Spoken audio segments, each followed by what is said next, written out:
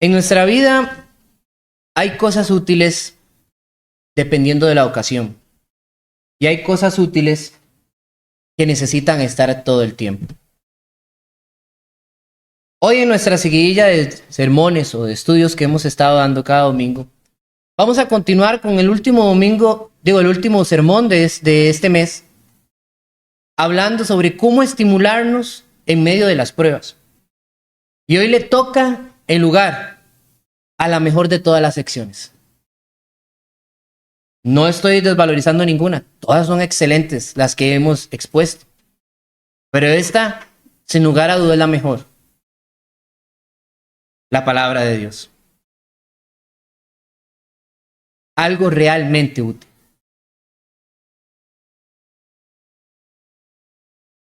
Si usted considera que haber sacado un título en una universidad es útil, esto más. Si usted considera que haber aprendido un oficio es útil, esto es más. Si usted considera que el dinero es algo útil, esto es más. Si usted considera que el amor, el afecto de los que le aman es útil, esto es más. Si usted considera que sus manos le pueden servir para mucho y son útiles, esto es más. La palabra de Dios, hermanos, tiene para nosotros una utilidad plena, constante en nuestras vidas. Y hoy quiero demostrarles en un sermón exegético, a través de solamente una pequeña fracción de la palabra de Dios, lo útil que es la misma. Un versículo que hemos escuchado montones de veces. Un versículo que casi que está en las calcomanías que venden ahí afuera para que usted se sienta bendecido. Un versículo que es repetido y repetido y que usted podría hoy saberse básicamente de memoria. Un versículo que nos hace pensar y reflexionar en muchas cosas de nuestra vida. La segunda carta de Timoteo, capítulo 3, versículos 16 y 17, tiene para nosotros en esta mañana la expresión de esta ciencia, de este conocimiento, de este consejo para estimularnos en medio de las pruebas.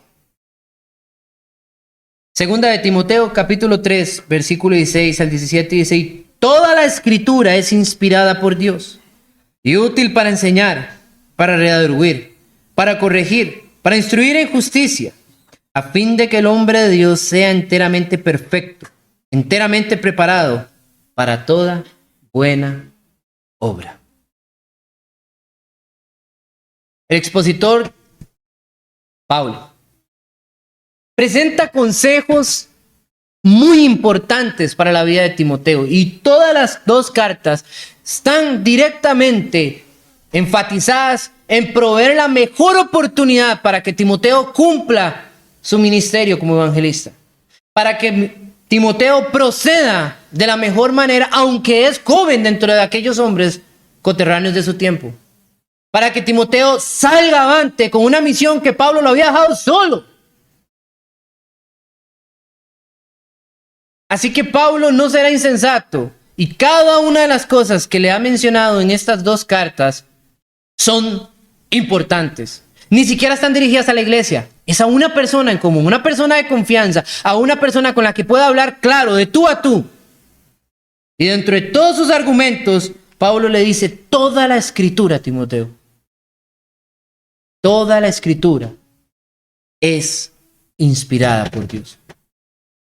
Déjenme introducirlos a las ideas grandes y poderosas, 4 puntos que vamos a tener en esta mañana. Pero antes déjenme de introducirle a las ideas que están en este pasaje, hablando sobre que toda la escritura es inspirada por Dios. Porque claramente esto, solo de entrada, tiene un potencial gigantesco, hermanos. Y yo quiero que ustedes y yo podamos desmenuzar de una manera productiva estos 2 versículos, para que vayamos a nuestra casa con un sabor como si nos hubiéramos comido un manjar sabroso el día de hoy.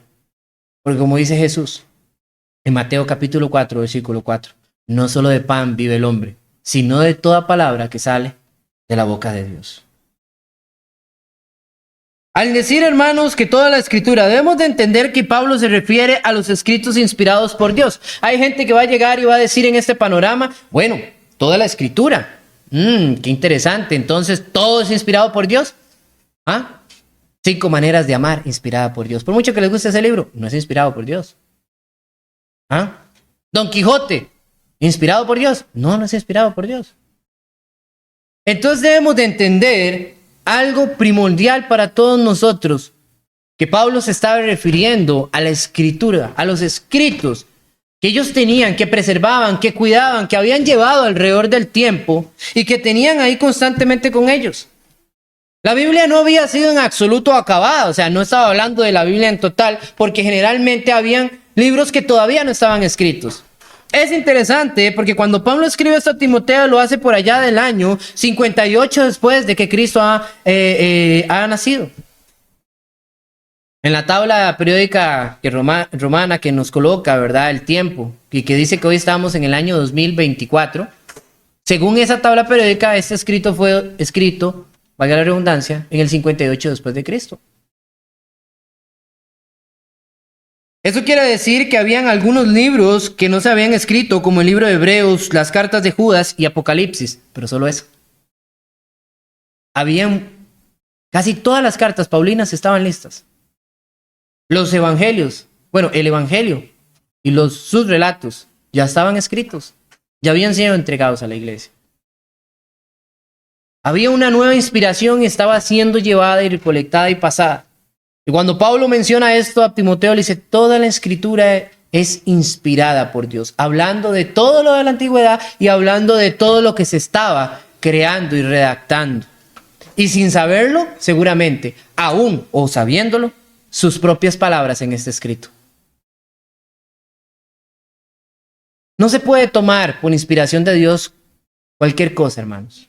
Por eso existe un proceso que es el que se llama canon, para determinar cuáles son los libros que realmente fueron inspirados por Dios.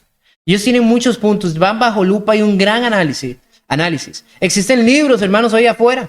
El libro de Enoch, un libro que si usted creyera que eso es la palabra de Dios, lo volvería loco a usted pensando en muchas cosas que no son correctas. Cuidado, hermanos. Cuidado. Hay que saber que la palabra nos dice que el demonio se viste como ángel de luz. Así que aférrese grandemente a su ejemplar de la Biblia. Crea que ha sido inspirado por Dios y utilícelo. Porque cuando le damos más énfasis a otros escritos que a la misma palabra de Dios, estamos errando.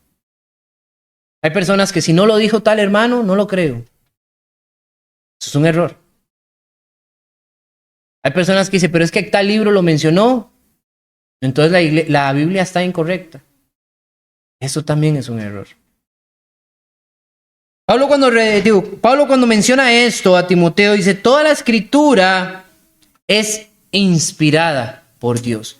Esa es la partícula que hoy nos somete a un ideal muy grande, inspiración.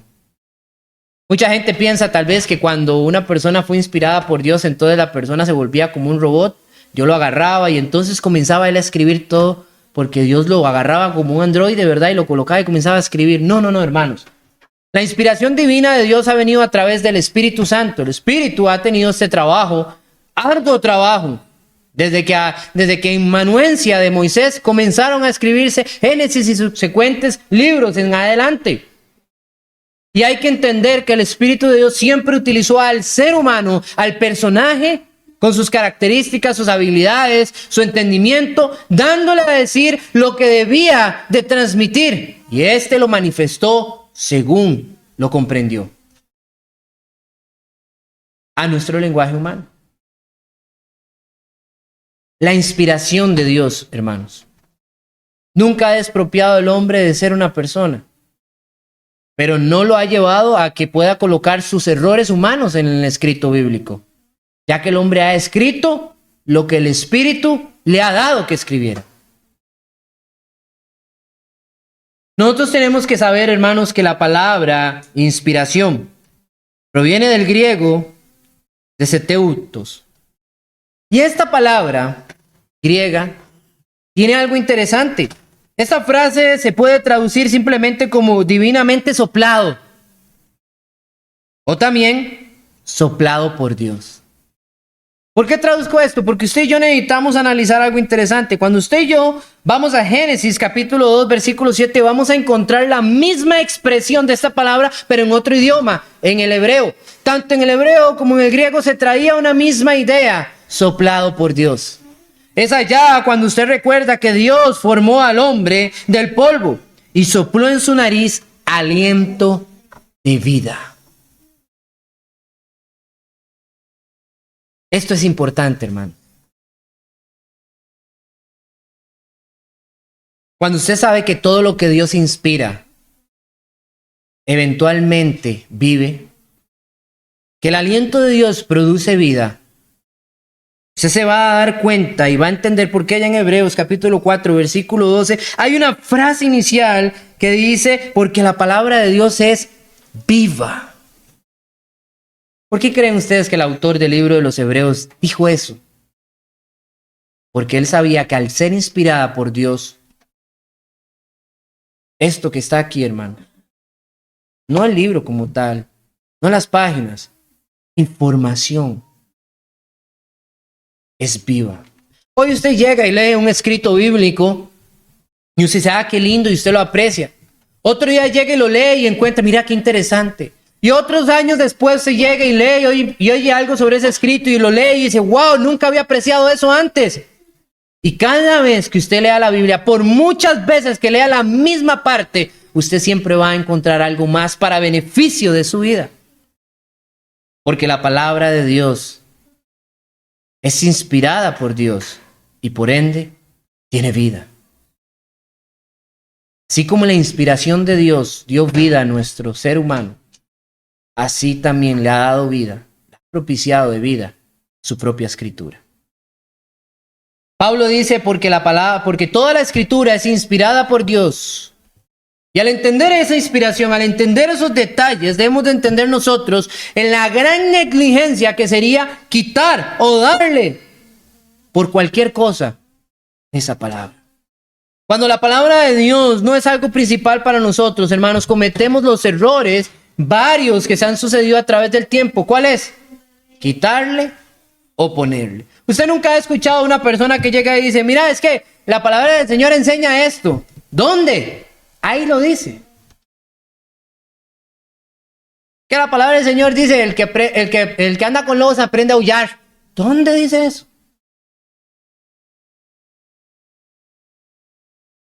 ¿Ah? Mira que llegamos y le dice a una persona, mira, es que usted tiene que entender algo, ¿qué? Mira, esa persona que anda con ese tatuaje es un pecador, porque la palabra de Dios dice que no se puede tatuar. ¿Dónde dice eso? Si el culto no se hace en la mañana, eso es pecado. ¿Dónde dice eso? Yo tengo un día de descanso, de reposo. Yo puedo, la palabra del Señor dice que cuando usted esté aburrido, sin nada, me puedo ir a pasear. ¿Dónde dice eso?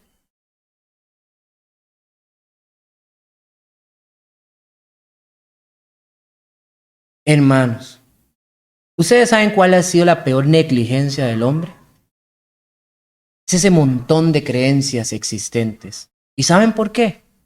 Porque hemos sido tan negligentes que hemos querido quitarle y ponerle a la palabra de Dios. ¿Qué quiero decir con esto? Un ser humano hoy llega y dice, ay, es que Dios es tan bueno que ¿cómo Dios no va a amar a los homosexuales? Ah, Dios los debe amar. Dios los debe comprender. Y con eso ya empieza una creencia.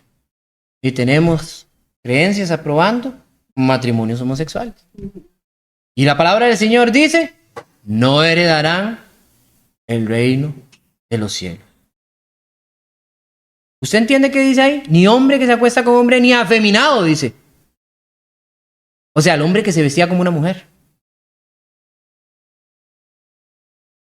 ¿Cuántas cosas cambiamos? ¿Cuántas cosas introducimos? Hoy, la adoración es un concierto, hermano. Hoy, en vez de la reverencia a Dios, es un show. Porque Modificamos a conveniencia todo. Hoy Dios acepta matrimonios quebrados de maneras incorrectas y nuevas parejas produciéndose. Porque nos amamos. Y todo va en contra de los mandatos de Dios. Hay que entenderlo, hay que entenderla. Donde la palabra de Dios nos da propiedad a usted o a mí como personas para quebrantar sus mandatos y sus lineamientos. No la hay. Y caemos en la propuesta de Dios hecha 3 veces a través de su palabra, donde nos dice claramente en Deuteronomio 12:32, cuidarás de hacer todo lo que te mando, nada le añadirás ni le quitarás. Después, en Proverbios 30, versículo 6, no añadas a sus palabras, no sea que él te reprenda y seas hallado mentiroso.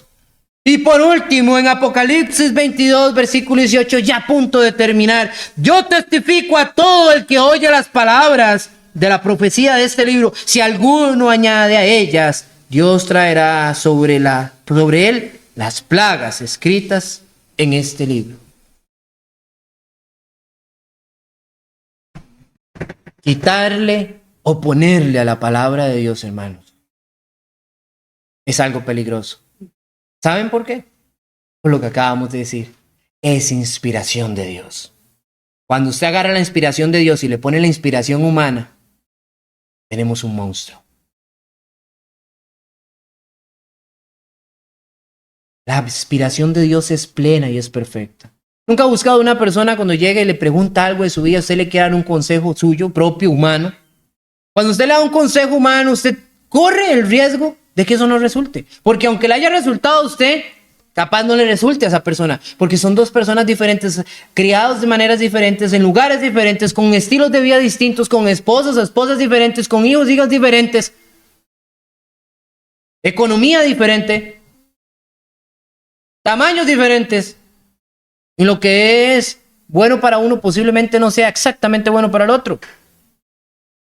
Pero la palabra de Dios, como es perfecta, si usted saca un consejo de la palabra de Dios, hermano, hermana, usted ya no corre el peligro de que ese consejo a esa persona no le sea útil. Sino todo lo contrario, va a ser totalmente útil. Pablo muestra a través de este escrito 4 cosas. Toda la escritura es inspirada por Dios. Y útil, muy útil, hermanos, para 4 cosas. La primera dice, es útil para enseñar. ¿Saben? Esta es una palabra fácil de describir o de mencionar, pero ciertamente tiene una gran generalidad dentro de ellas. No hay ni que explicarla, enseñar. ¿Qué es enseñar? Cuando un individuo transmite una información a otro. Y saben, la enseñanza es algo tan ligado realmente al ser humano que nadie se escapa de esto. Usted fue enseñado por sus padres de niño, fue enseñado por sus profesores, etcétera, etcétera. Y usted enseña.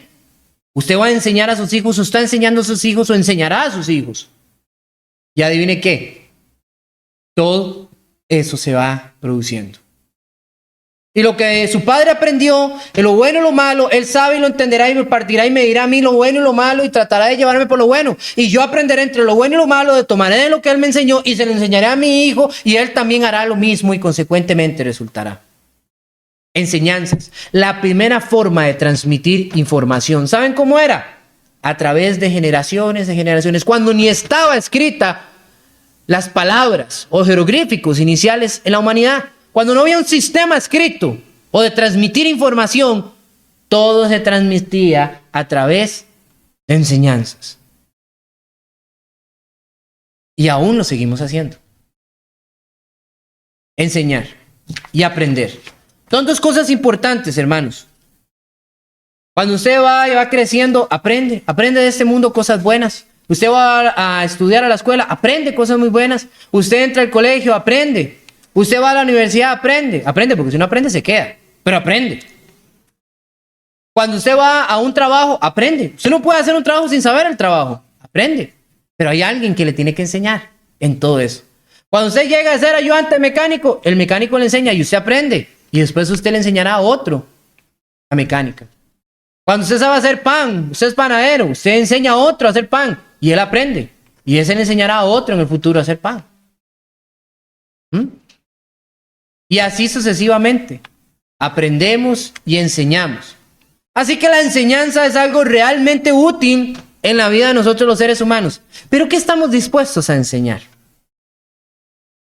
Es interesante porque a veces nosotros queremos enseñar tantas cosas que hemos aprendido en la vida.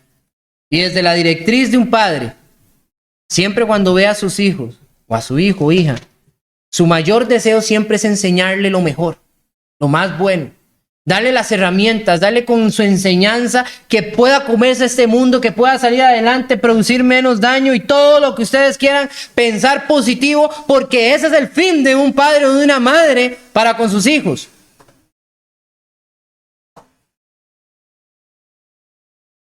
Me encanta el Señor allá en Proverbios.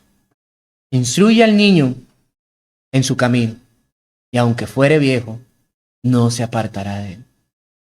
Decía el Señor en Deuteronomio, toma estas palabras de la ley, pégalas en la puerta, escríbelas, enséñalas a tus hijos, que las aprendan.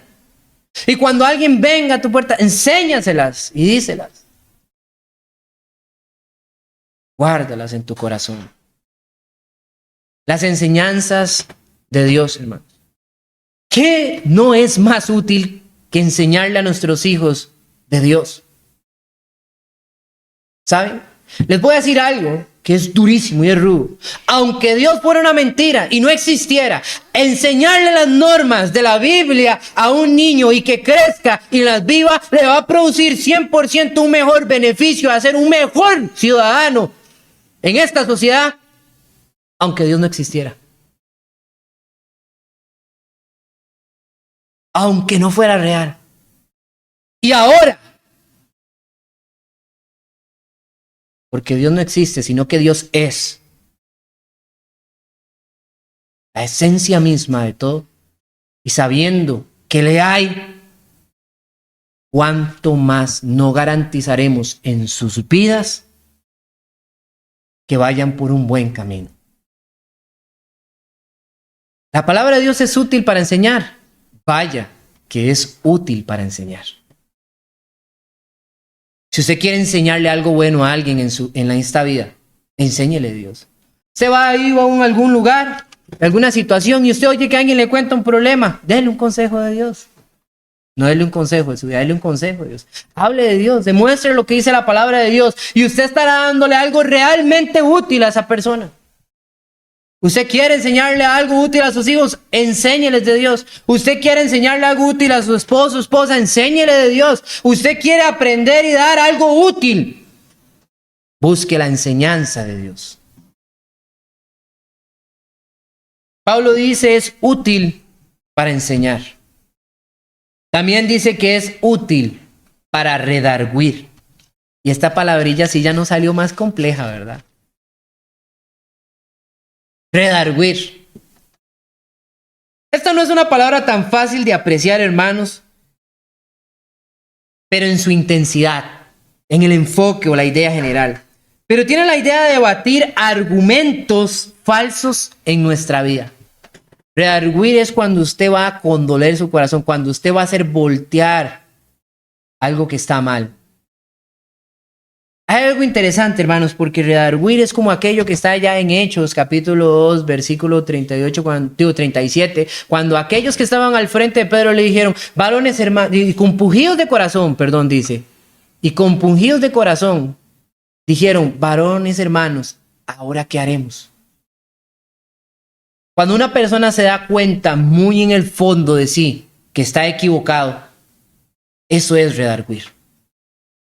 Y dice que la palabra del Señor es útil para redarguir. Usted llega y trate de redarguir a una persona, trate de convencerla que está en lo equivocado, diciendo, no, pues usted está mal por esto y esto. Pero saca de la Biblia y dígale, vea, ¿qué dice la palabra del Señor? Frenado. Hasta ahí.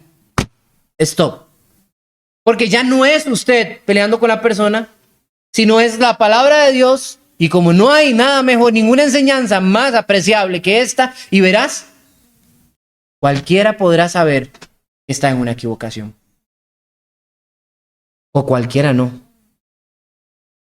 Me equivoco al decir eso.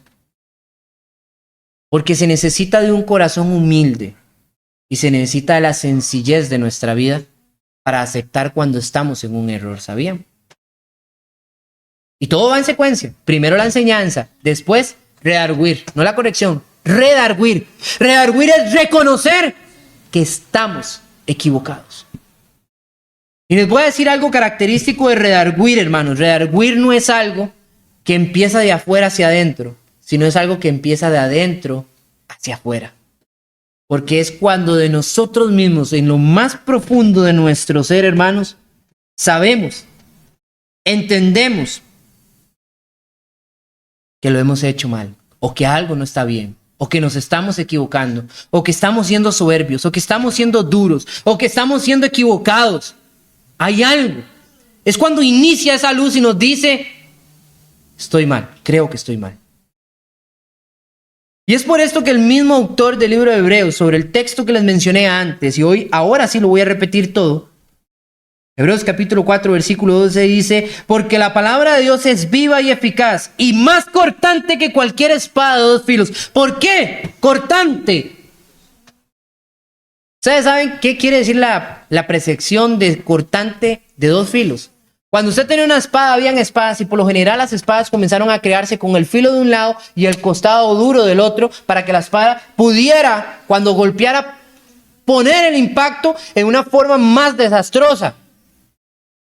Tenía que tener buen material atrás y material fino adelante para cortar, como un machete, como una hoz. Pero hubo un momento en que las espadas llegaron a tomar otra tonalidad, porque cuando usted cortaba para la izquierda, cuando jalaba para la izquierda, estaba desprovisto. Había puesto su lado débil expuesto. Entonces, si usted le ponía dos filos a las espadas, le ponía el filo para un lado y para el otro, cortaba para un lado y cortaba para el otro. Y usted podía hacer doble ataque. Y el autor del libro de Hebreos dice, la espada, la palabra de Dios, es más cortante que una espada de dos filos. No es igual, es más. Esto nos puede cortar. Pero vea qué interesante lo que dice el autor, porque él dice esto. Porque la palabra de Dios es viva y eficaz y más cortante que toda espada de dos filos y penetra hasta partir el alma. ¿Por qué? No empieza por la piel. ¿Por qué dice el alma? Va a ir desde adentro hacia afuera. Observen ustedes con atención esto. Penetra hasta partir el alma, el espíritu, las coyunturas y los tuétanos y discierne los pensamientos y las intenciones del corazón. Por esta razón es que la palabra de Dios es perfecta. Porque Dios, que nos conoce en lo más profundo, nos ve tal cual somos, desnudos delante de Él. Nada que podamos esconder. Usted y yo podemos llegar y decirnos, no, yo estoy bien. Dios sabe que usted no está bien. Yo eso lo hice bien. Dios sabe que usted eso no lo hizo bien. No, y la gente llega y ustedes aprecian. Ustedes pueden ver hoy al hermano Christopher aquí muy bien. Pero solo Dios sabe si yo soy más bien más pecador que todos ustedes acá. Casos se han dado, hermano. Casos se han dado. ¿Qué es lo que quiero decir con esto, hermanos? Si yo supiera quién es cada uno de ustedes, si supiera cuál es su corazón genuino delante de Dios, si yo pudiera hacer eso, seguro a muchos los echo de patadas de aquí, por mentirosos. Y solo me quedo como con 3 o 4. Ojalá fueran todos. Pero adivine qué, ustedes y yo somos igual de pecadores, igual de falsos, igual de malos. Pero por la gloria de Dios, del Padre que nos ha visto, Él sabiendo eso y conociendo lo profundo de nuestro corazón, es que nos da una oportunidad. Decía el hermano Walter, la iglesia es un hospital porque aquí vienen los enfermos, no los sanos. Es una expresión muy realista, hermano. Si la iglesia estuviera llena de gente perfecta, ¿adivinen qué? Usted y yo no estaríamos ahí, nos tendríamos que haber ido. Así es, hermano. y lo profundo que conoce, porque el Señor se lo dice allá a Samuel cuando estaba eligiendo otro rey. Yo no veo lo que ve el hombre, yo veo lo profundo del corazón. Y dice el autor del libro de los Hebreos que esta espada, que la palabra de Dios, que redarguye. ¿Sabe por qué redarguye? Porque esta sabe las intenciones de nuestro ser. Y aún, aunque estemos equivocados, hay una chispa dentro de nosotros que quiere hacerlo bien. Hay una chispa dentro de nuestro ser que quiere glorificar a Dios. Hay algo en nosotros que no nos deja vivir en paz. Hay algo en nosotros que dice, Señor, quiero, pero no puedo. Y la palabra es tan poderosa que dice que puede redarguir.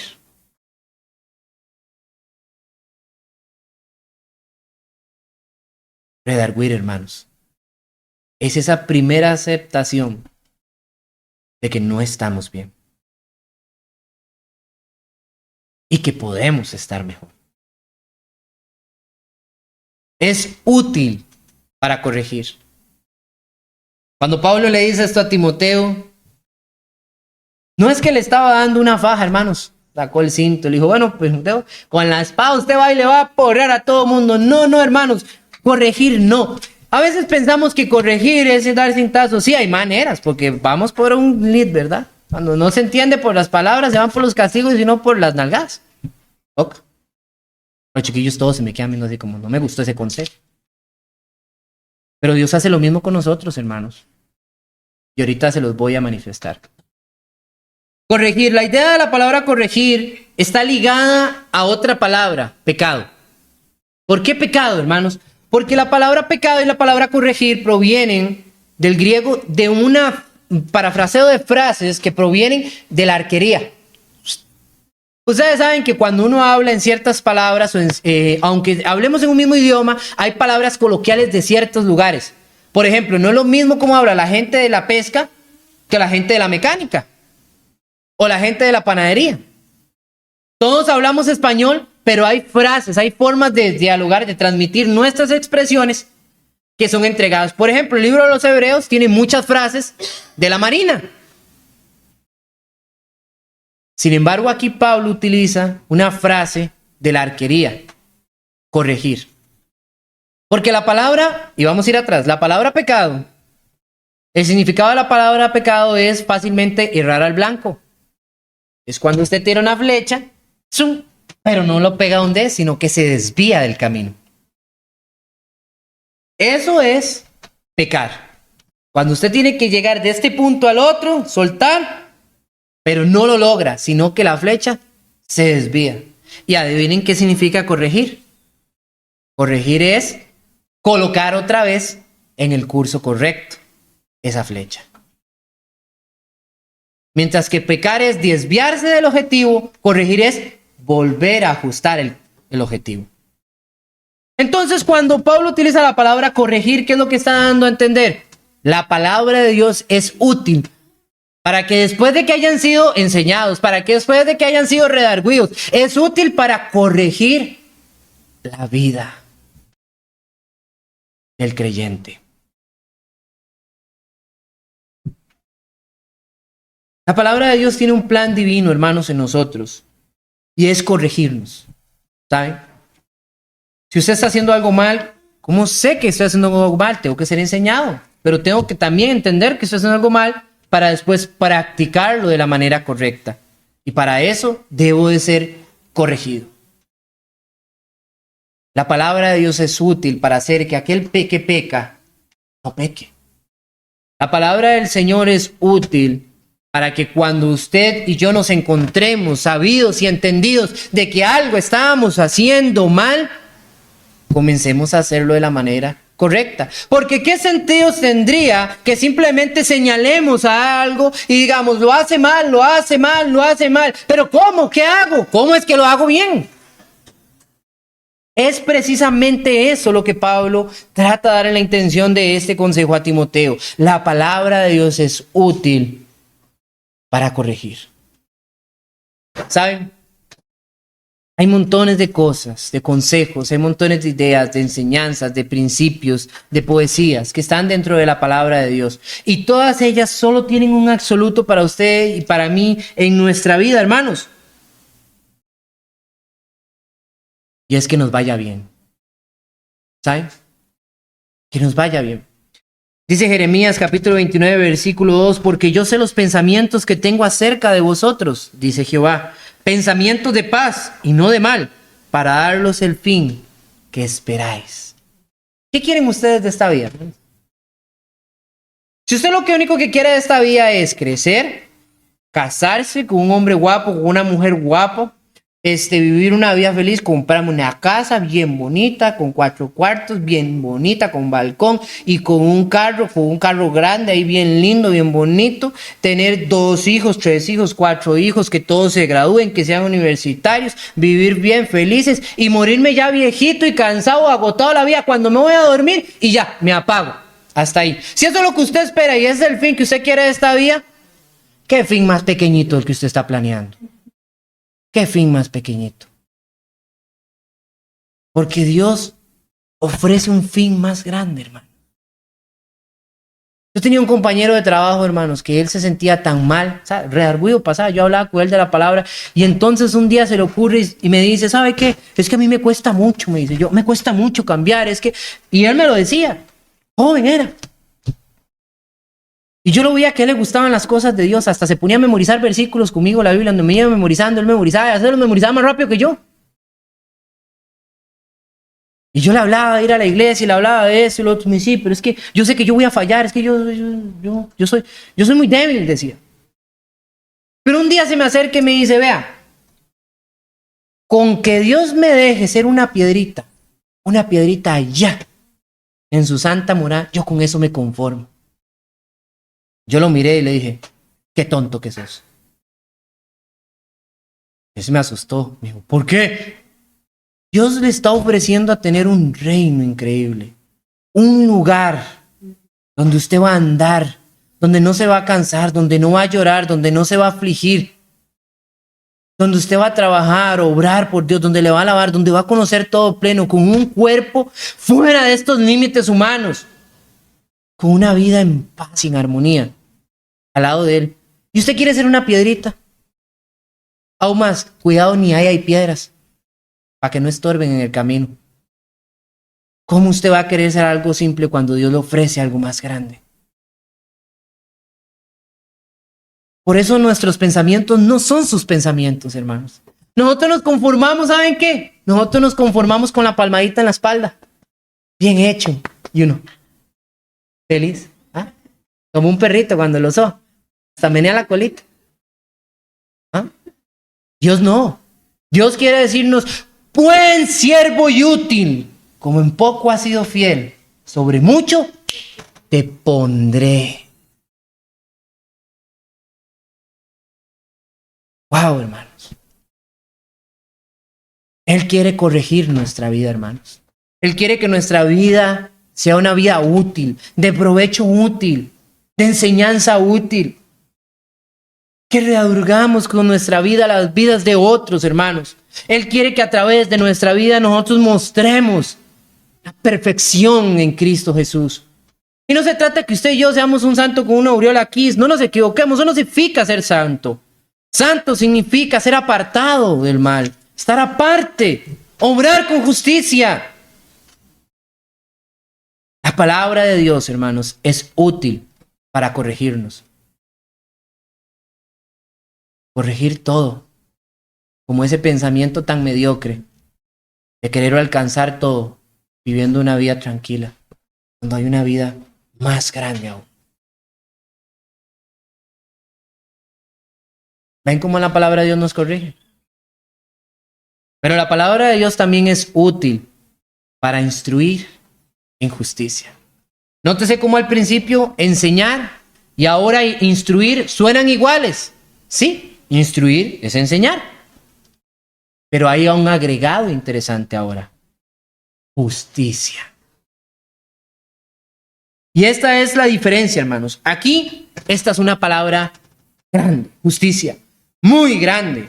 En toda la Biblia, la palabra justicia la vamos a encontrar muchas veces. De hecho, esta palabra es muy utilizada por Pablo en sus cartas. Por todo lado tiene la palabra justicia, pero más todavía en el libro de Romanos. En el libro de Romanos usted va a encontrar la palabra justicia por Pablo de muchas maneras conjugada, como usted quiera verla, pero está el mismo propósito. Y en el idioma hebreo, al igual que en el griego, la palabra también está para lo mismo, dikaiosune. Es una palabra que va a traer un principio. Es una argumentación, es una declaración judicial. Ahora hablamos una palabra griega en términos judiciales. Es una declaración judicial imputada por un juez de absolución plena del error.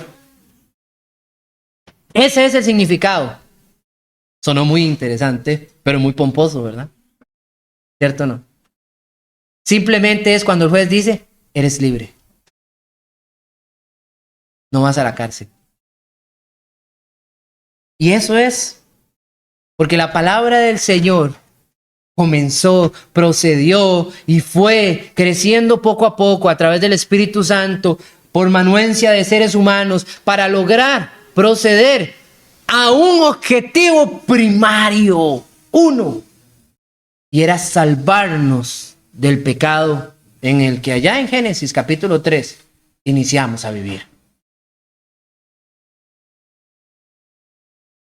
Justificación, hermanos, para instruirnos en justicia, para enseñarnos, para proveernos, para vivir en justicia, hermanos. ¿Hay alguno aquí hoy justo? Levante su mano el que se considere justo hoy acá.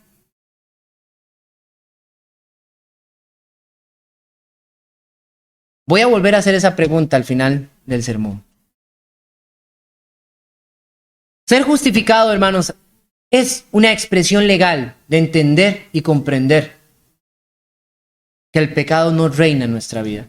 La palabra justificación está ligada y absolutamente ligada y única y conclusamente solo a un ser y a una persona. Jesús. El medio de la justificación. Quiero que me acompañen en Primera de Juan, capítulo 2, versículo 13. Juan utiliza también palabras legales en este texto, al igual que esta que Pablo acaba de utilizar.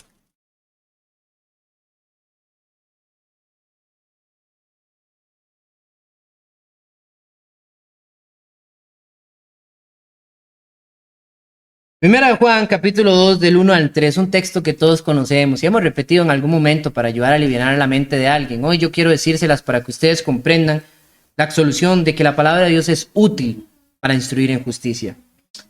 Hijitos míos, estas cosas os escribo para que no pequéis.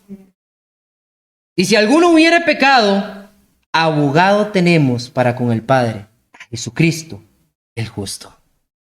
Versículo 2.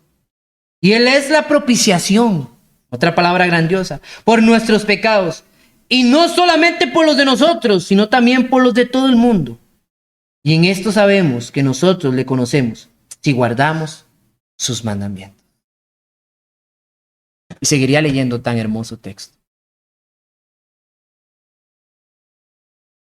La idea no es que pequemos, hermanos. Pero Dios sabía que fallaríamos. Por eso nos ha provisto sacrificio. Dice la palabra del Señor, pues te has provisto a ti mismo sacrificio. Cristo Jesús. Jesucristo simboliza aquel cordero que usted y yo, como el pueblo judío, pudiéramos algún día haber llevado a sacrificar en nuestro nombre. Una vez y para siempre. Jesucristo significa que Él es el chaleco donde van a impactar esas balas que a nosotros nos habrían tocado. Esos azotes que usted y yo deberíamos de haber llevado, esos 39, porque ellos decían 40 menos 1, para no fallar. No dar uno más que el Señor pidiera. Esos que nos tocaría a nosotros, Jesucristo estuvo para Él. Todo lo malo, todo lo que debió haber sucedido en nuestra vida y toda dicha reprensión, Jesucristo está para que eso no pase en nuestras vidas. ¿Saben cuál es la justicia? La justicia es que Dios decidió amarnos a nosotros, hermanos.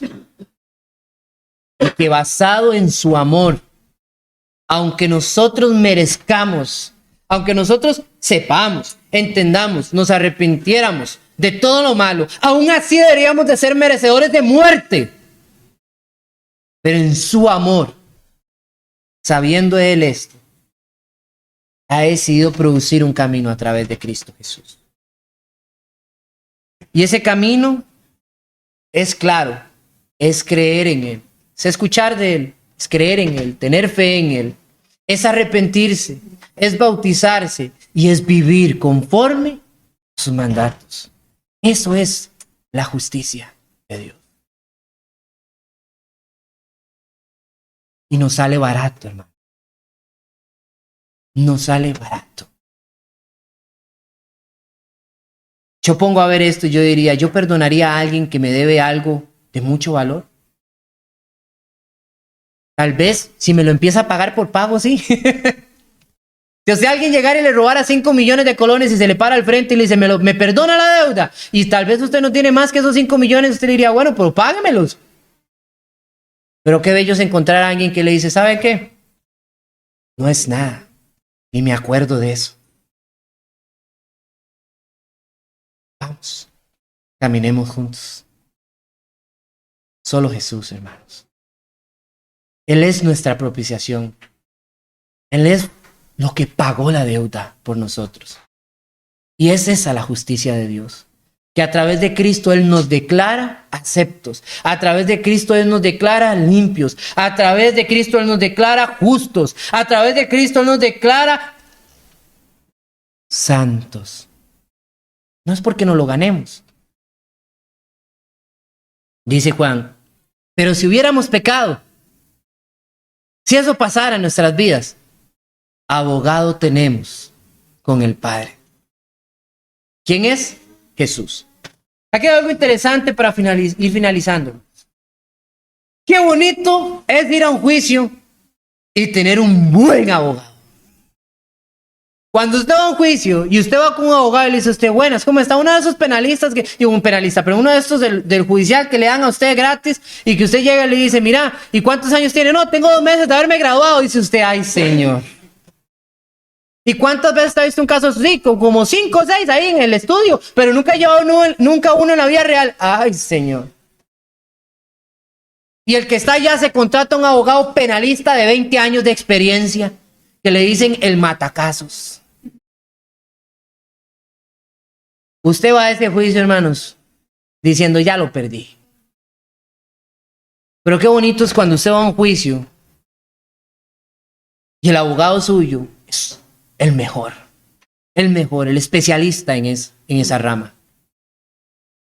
¿Sabe? Usted entra ahí confiado y dice, digan lo que quieran, aquí tengo mi abogado. Usted voltea y dice, le preguntan algo y usted está como la gente allá del gobierno. Vuelve a ver al abogado le dice, no hable. No hable. Sí, respondo. ¿Por qué? Porque usted está confiado plenamente en su abogado. Usted sabe que es el que se la sabe todas en este asunto. Y dice Juan, abogado tenemos para con el Padre. Porque dice que el día del juicio final va a haber un juicio. No se llama juicio final porque es un nombre bonito. Es porque va a haber un juicio. Y Dios va a juzgar tanto a grandes como a pequeños. Dice, wow. Todos serán juzgados ante el gran tribunal. Vivos en ese momento y muertos por durante los siglos. Todos serán juzgados. Y muchos hermanos van a llegar y ¿sabe qué van a tener? El único abogado de ellos va a ser Satanás. Mientras que otros van a tener ¿a quién? A Jesús. ¿Usted sabe por qué dice que seremos alzados, seremos llevados y transformados? ¿Por qué a la par de Jesús ahí? ¿Por qué? Que va a ser nuestro abogado. ¿Usted no se ha puesto a pensar quién va a ser su abogado el día del juicio final? Porque si usted no ha obedecido la palabra de Dios, no se ha entregado a Dios, no se ha bautizado, ni vive la vida como Dios le dice, no se sorprenda si abre sus ojos ese día del juicio final y a quien usted ve ahí de juez suyo es el hermano Christopher. Digo, de abogado, perdón. Le va a ir mal. Porque el único abogado que le asegura que usted va a ir a un lugar mejor es Jesucristo. Es Jesús. Para instruirnos en toda justicia. cuando debemos de estar muy agarrados de Jesús. Eso es lo que la palabra de Dios hace. Es útil para enseñarnos que necesitamos estar así, miren hermanos, agarrados a Cristo. Para que salve nuestras vidas. Finalmente los quiero dejar, hermanos, con un versículo. Con la parte final de ese versículo, perdón. Que dice así. A fin de que el hombre, porque todo eso es útil, pero ¿para qué? A fin de que el hombre de Dios, no todos, el hombre, póngale usted la mujer, es una palabra que no es para solo masculinos, es una palabra para todos, la humanidad. Es para que toda la humanidad de Dios, o sea, su pueblo, sea perfecto. Y perfecto entonces no quiere decir que no cometamos un error. Perfecto quiere decir que estamos viviendo en Cristo. Eternamente preparado para toda buena obra. La palabra de Dios es útil, realmente útil, para hacer que usted, que yo, que todos nosotros también seamos útiles, hermanos. Dios los bendiga.